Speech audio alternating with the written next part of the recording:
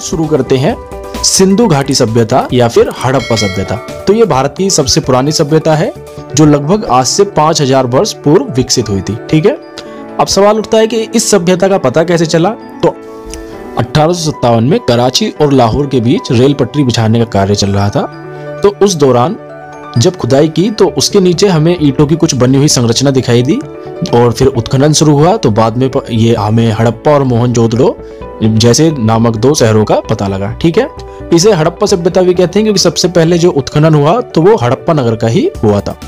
हड़प्पा जो था वो रावी नदी के किनारे था, जबकि मोहनजोदड़ो सिंधु नदी के किनारे था। ठीक है, और उत्खनन के फलस्वरूप हमें बहुत सी जानकारी प्राप्त हुई कि तकरीबन 5000 साल पहले एक उच्च स्तरीय सभ्यता थी जिसकी जो नगर नियोजन व्यवस्था थी वो बहुत उच्च कोटि की थी। ठीक है, तो लोगों को नालियों का, सड़कों का ज्ञान था। उस समय नाली भी पाई गई, सड़क भी पाई गई।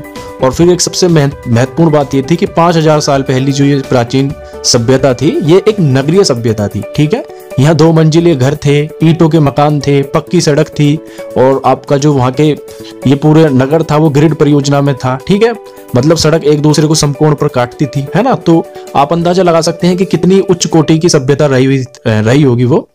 और गुजरात का शहर लोथल सिंधु सभ्यता का एक प्रमुख बंदरगाह था। फिर ठीक है, और यहाँ से हमें कुछ चीजें पाई गई, जैसे मोहनजोदड़ो में सबसे बड़ा भवन धान्यगार था।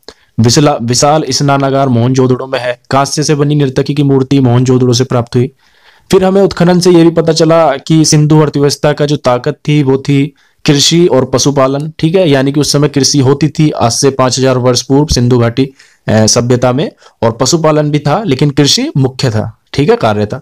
फिर हमें जो है हड़प्पा सभ्यता से हालांकि अभी तक लोहे की प्राप्ति नहीं हुई है।